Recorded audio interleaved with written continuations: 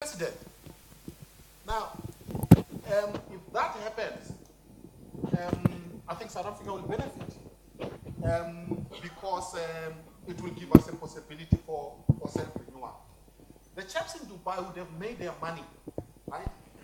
But President Maiman will have to take these people to jail. We'll have to hunt them down wherever they are and take them to jail. I agree. Or have you said President Maiman? Yeah, I said so. By the way, I set a platform campaign in a second. I set a platform 3 weeks before the local government elections with Nsimang in a forum like this. And I called him Mr. Mayor, and they laughed. Who is the mayor of Tshwane today?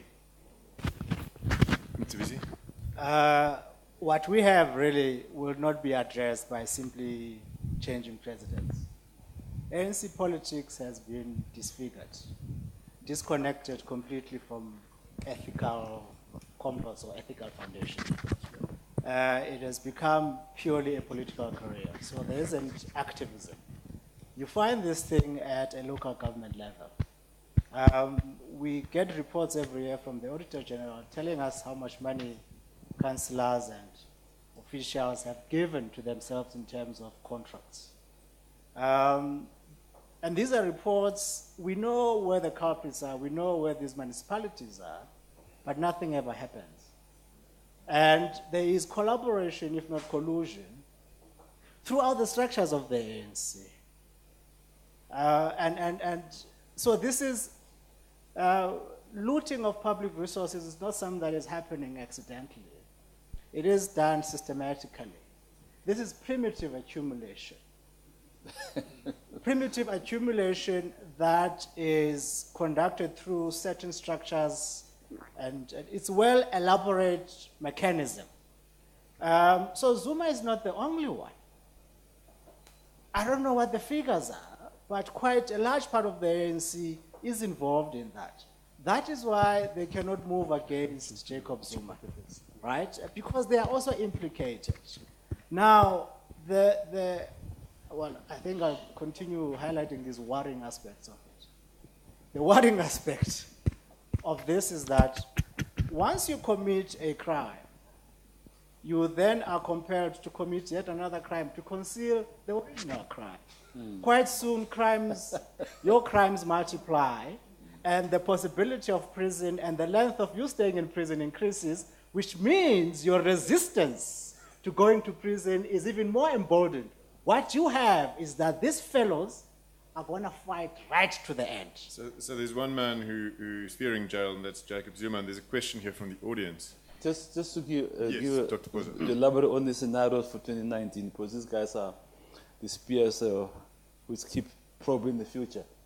I met Malema after the local government elections, and from my scenes I was asked to ask him to talk to the other parties, which I did, but I failed. And I said to him, what's the agenda? He said, the agenda is very simple.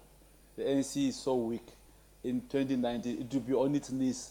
Then we can dictate terms to it. I said, oh, then you'll be the president. And he said, I don't know, but I'll be near there. Okay, that's a worrying aspect. We'll get back to that one.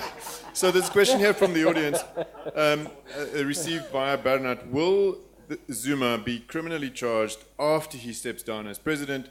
Is this madness not him trying to align himself with friends in high places for this eventuality? Prince? Look, Zuma is quite aware of that possibility. That is real. And he has got a strategy to deal with it. And the strategy is two-pronged. First, get my former wife into the high office. My former wife will never allow me to be charged because she will have to accompany my children to come and greet me behind bars. But she is his ex. Remember, she's his ex. And people are usually not at love with their exes. Yeah, but look, I mean, the children will say, Mom, let's go and greet and see our father. And she will have to explain around the dinner table why did she allow their father to go to jail. So that's strategy number one. Strategy number two, there will be lots of costs involved fighting this case. You need lots of money. So what you are seeing now in terms of the acceleration of looting of money It is to create an insurance fund against that, so that when the cases kick in, they go to court, money doesn't dry out. So he has these two strategies.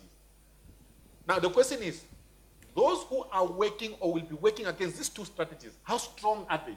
Or how strong will they be? Whether he goes to jail or not, it will depend on whether it's his strategy that is strong or those who are working against him. Would it not be much better for the country to give him amnesty? Yeah, a much cheaper option. Look, it won't. Look, here is the thing about it. If you want to fix this country, you have to set an example for the future. Zuma must end up like Jackie Slade, so that future presidents will know that once you are in office, you don't do what Zuma did, because if you do it, you will end up like him. Dr. Puzo? Let me assure the audience here. The odds are stacked against Zuma on 783 charges. And I think we can all see the writings on the wall, and I think he also can see that. He's going to lose, he's going to be charged. He must just prepare for a long legal battle. I think the charge sheets have been drawn somewhere and they're completed, they're waiting for him in the dock. He will be charged. I don't agree that that ex-wife will protect him. I think I know her very well. And I heard from within the party that he doesn't really trust she's a good candidate to protect him. So I don't think... She's called an ex. So I think we must talk it offline. But I don't think there's guarantees. I don't agree that he should get indemnity because it set a wrong precedent. As a lawyer, I don't think we should reward crime. I think it's a wrong one. You know, because what do you do? I mean, what do I tell my child? You can go and steal tomorrow, give you amnesty. It's wrong. I don't think the nation should even embrace that. To say, give me amnesty because there will be no noise, it's an expedient shortcut which is very expensive for us. We can't do that. You must face the law. Okay, the questions are pouring in now, so we must handle a few of them before we continue. The first one is about fees must fall, and we saw last night curfew at BITS campus, and campuses being closed down all around the country. UWC, I think, announced last night the academic program for the year is done.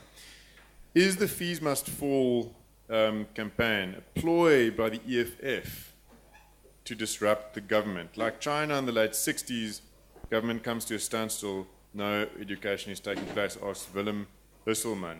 Fees must fall, role of the EFF. Any thoughts on that, Professor?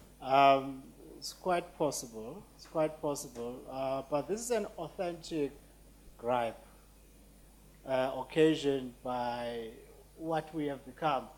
Firstly, you still have a huge number of students excluded purely on the basis of not being able to pay fees, and which really confines them to a very terrible lifestyle without a job, because a university degree is a huge difference between poverty and really making it in life.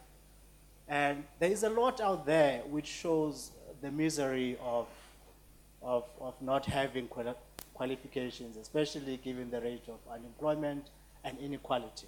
So these students are able to see their future in people that they interact with in the townships should they not get this education.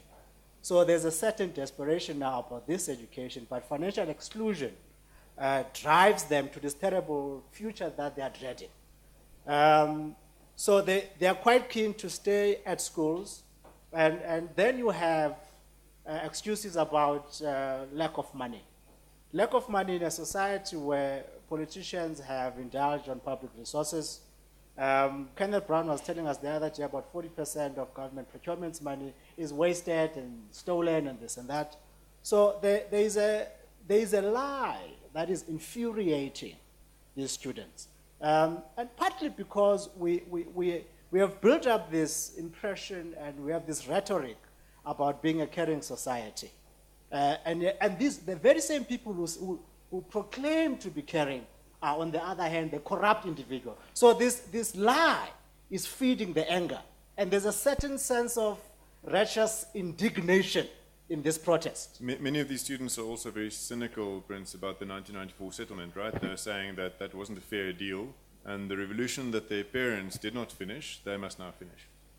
Look, when there is a leadership vacuum in society, all sorts of elements take advantage of that vacuum. There's a saying that nature doesn't allow a vacuum. So these students have actually realized that there's a vacuum in society. And they are jumping into that space to capture the space. Now, the way they define their agenda may actually not be progressive, may actually not hold sustainable solutions for all of us as a society. Now the question is, who must recapture that center and redirect the nation in the right direction?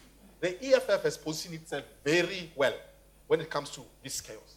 And yet the EFF's election result of 8% doesn't show them to be, anytime soon at least, a party of government, possibly a party in government. I mean, Theo, do you really believe that in 2019 we'll see a coalition government in charge nationally? No.